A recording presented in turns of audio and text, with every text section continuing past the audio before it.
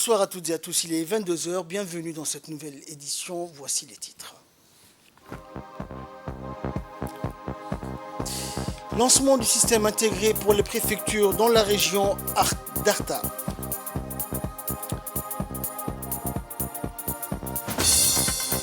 Et l'OMS salue la distribution du vaccin antipaludique dans le monde. Voilà pour les titres, bonsoir à tous. Le deuxième groupe de pèlerins djiboutiens, au nombre de 300, a regagné la capitale ce soir, aujourd'hui, donc vers 3 heures du matin, après avoir accompli avec succès leur Hajj à la Mecque, qui, rappelons-le, constitue le 5e pilier de l'islam. Les activités du Hajj ayant pris fin, l'heure du retour au bercail a sonné pour nos pèlerins, à l'instar des millions de fidèles venus du monde entier qui ont séjourné cette année dans les lieux saints de l'islam. Avant leur arrivée à Djibouti, nos pèlerins ont été conduits vers la ville de Jeddah, où ils ont pris un vol à destination de Djibouti. Ils ont été accueillis sur place à leur descente d'avion par les membres de leur famille, leurs proches ainsi que leurs amis. Après avoir foulé le sol djiboutien, les pèlerins djiboutiens ont exprimé leur satisfaction concernant les conditions dans lesquelles ils ont effectué leurs activités du Hajj.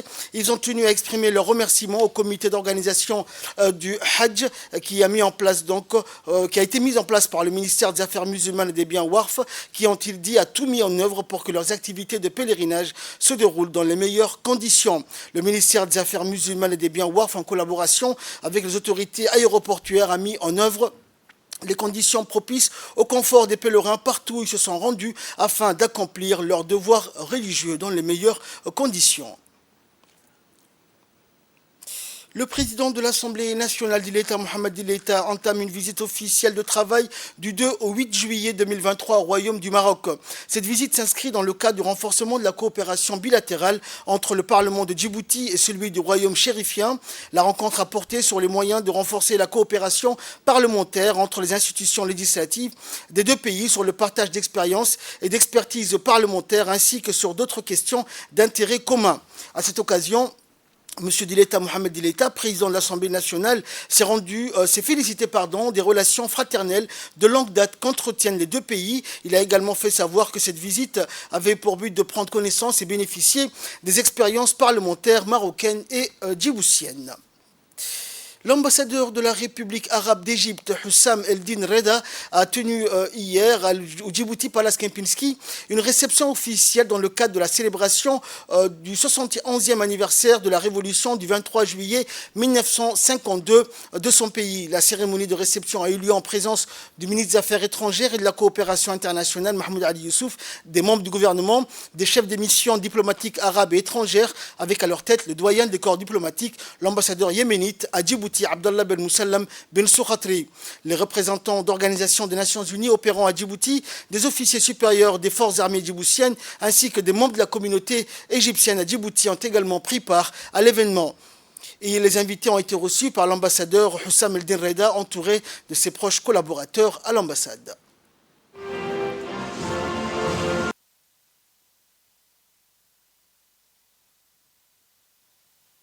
Je voulais seulement saisir l'opportunité pour dire un message du cœur que ce qui a été achevé entre l'Égypte et Djibouti durant ces 2 dernières années après Covid, c'est quelque chose sans précédent pour moi.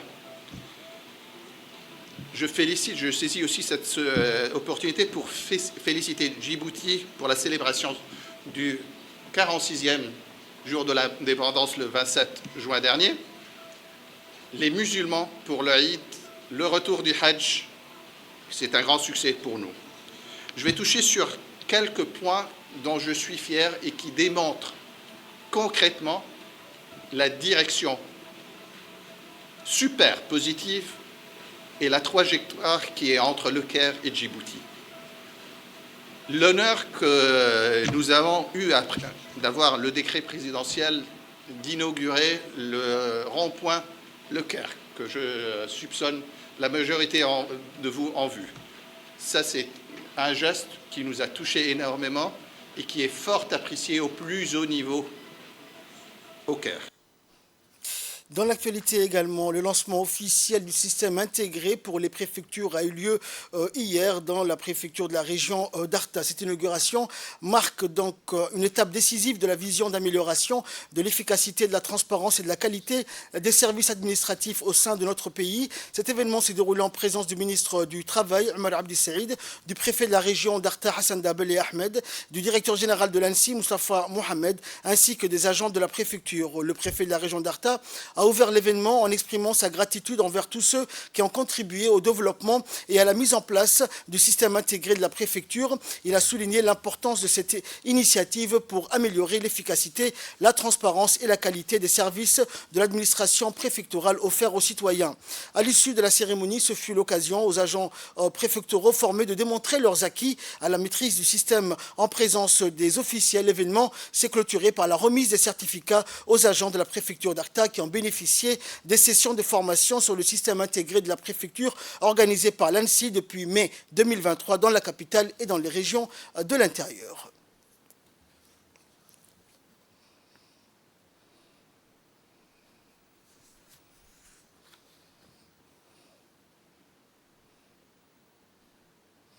Écoutons pour plus de précisions concernant cette réunion l'intervention du ministre du Travail.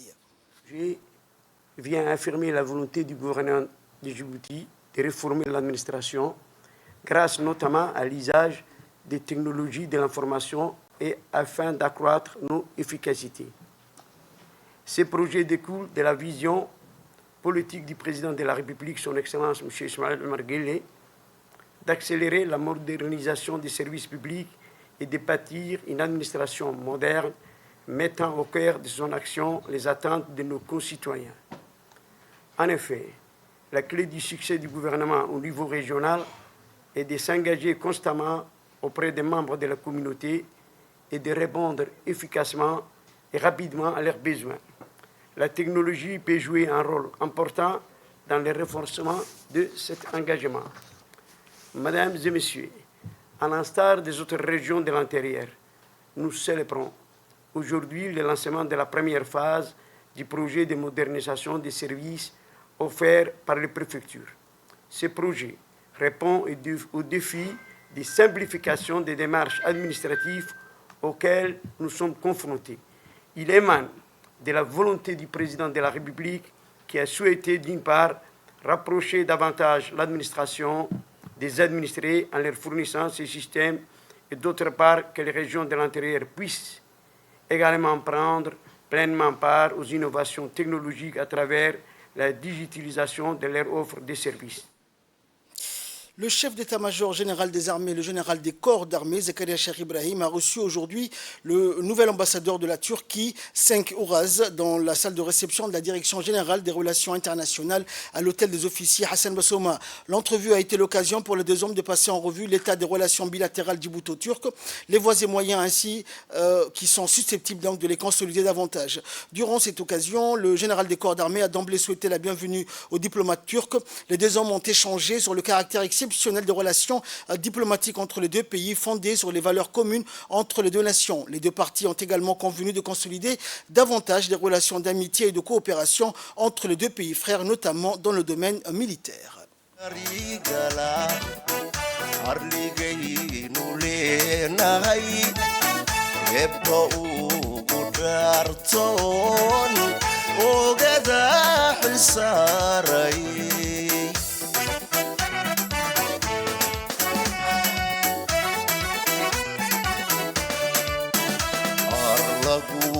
Anahay tir lair kadanahay adiga hadantanahay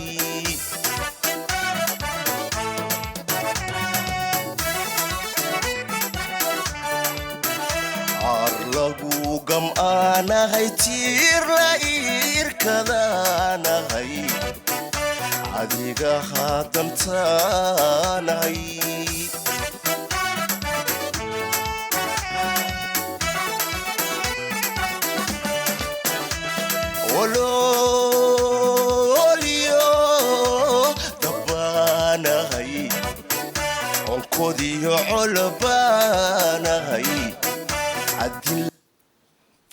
On Nouvelle nationale toujours, la caravane ferroviaire sur l'intégration régionale organisée par l'IGAD, conduite par le secrétaire général du ministère de l'Intérieur, Siraj Omar, a tenu une conférence sur la migration dans l'hôtel Skylight d'Addis Abeba. Cette conférence sur la migration, qui est un point fondamental du comité frontalier qui existe entre les deux pays, les thématiques ont été mises en place par des questions et réponses dans le but de conclure des recommandations et prérogatives pour faire appliquer et améliorer la question de la migration. La conférence débat a vu la participation de la ministre d'État au ministère des Affaires étrangères, Madame Birkanou, et le directeur de la diplomatie, Abdo Yassine.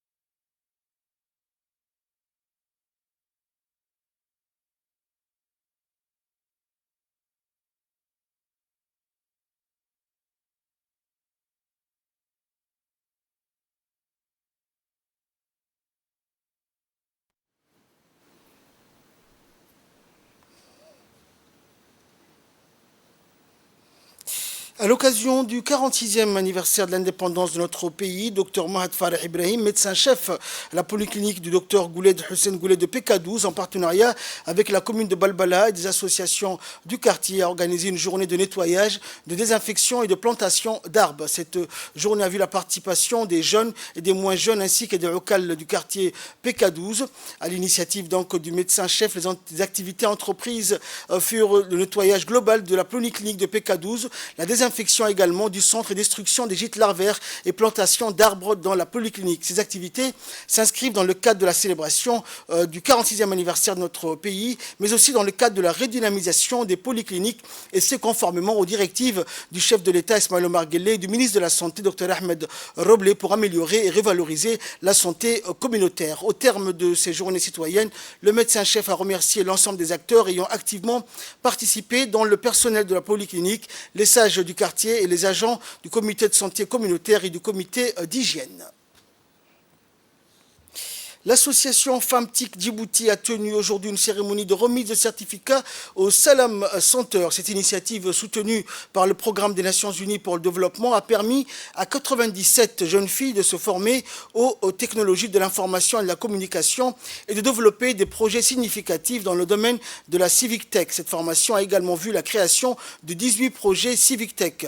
La cérémonie qui s'est déroulée ce matin a été marquée par la présentation de 5 projets sélectionnés. Ces projets développés par les participantes au programme illustrent l'engagement et la créativité et l'innovation des jeunes femmes de Djibouti dans le domaine de la Civic Tech. En plus de la remise des certificats, la cérémonie a également été l'occasion pour Femmes TIC Djibouti de présenter sa nouvelle plateforme Civic Tech en ligne, un outil supplémentaire pour renforcer l'engagement civique des jeunes femmes dans le numérique. L'événement a vu la participation de la représentante du PNUD à Djibouti et du ministère, de la secrétaire générale du ministère de la Femme et de la Famille et du Conseil de coopération et d'action culturelle, Stéphane Gallet, de l'ambassade de France.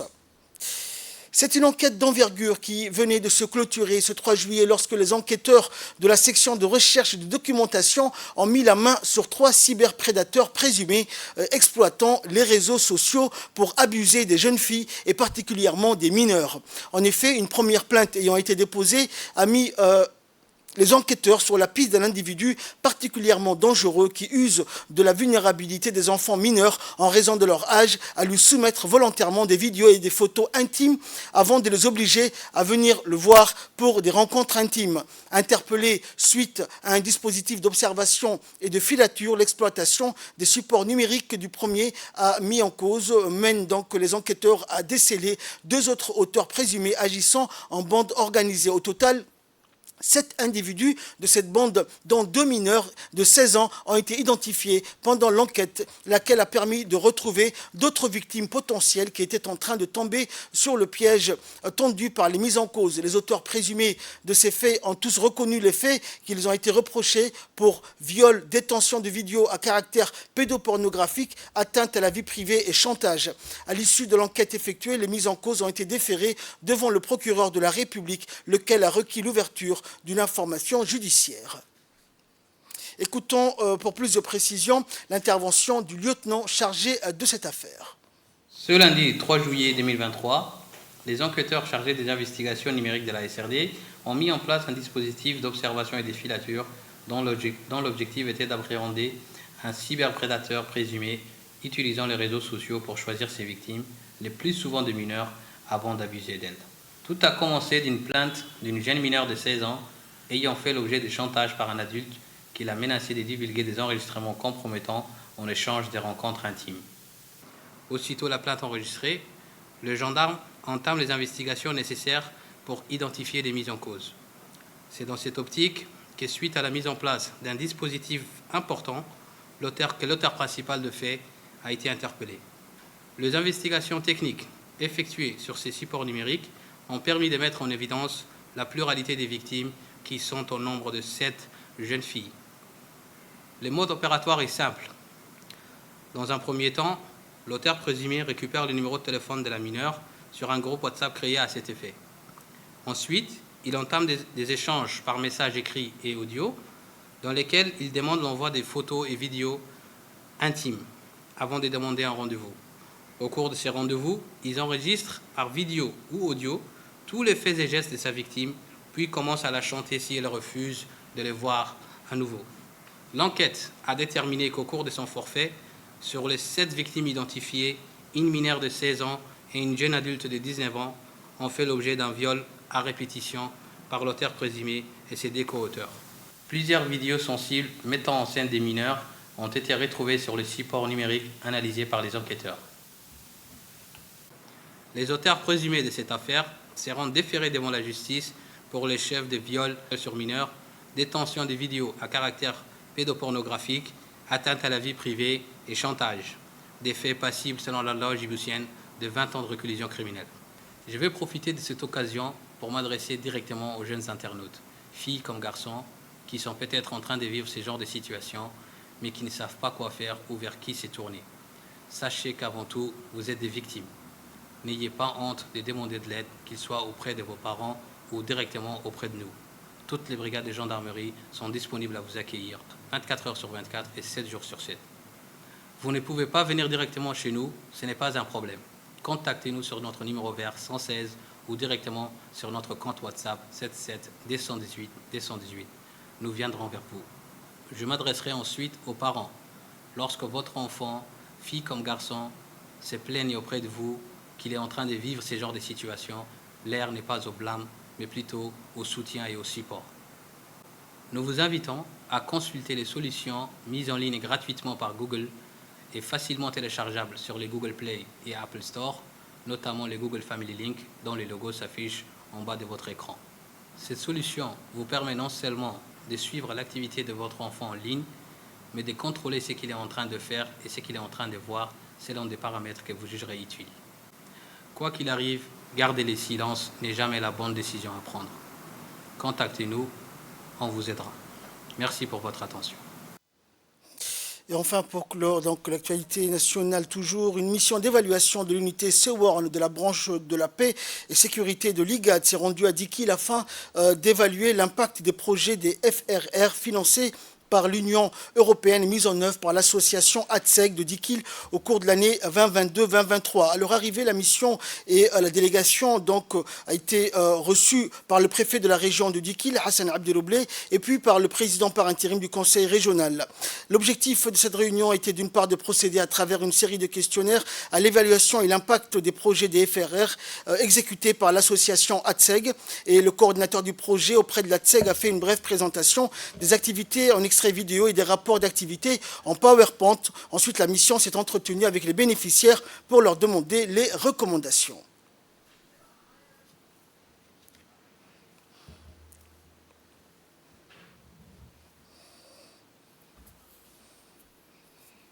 Ils sont là aujourd'hui dans le cadre d'une visite de clôture des projets financés par le Fonds de réaction rapide et FRR, à travers le SWERO bien sûr.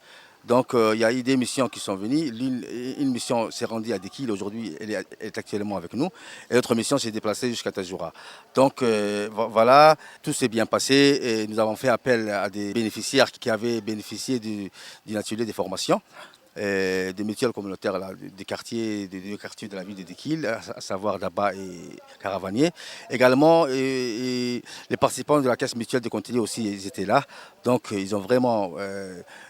nous sommes au terme maintenant de ces projets. Cette année, contrairement aux années précédentes, nous avons... Et enfin, le 46e anniversaire de l'accession de notre pays à son indépendance a été également célébré dans les pays voisins, notamment à Borama, une grande ville de la Somaliland, où de nombreuses familles djiboutiennes vivent et passent leurs vacances en cette période d'été. La célébration de ce 46e anniversaire a rassemblé les autorités locales de cette région, ainsi que toutes les familles djiboutiennes présentes à Borama et ses environs.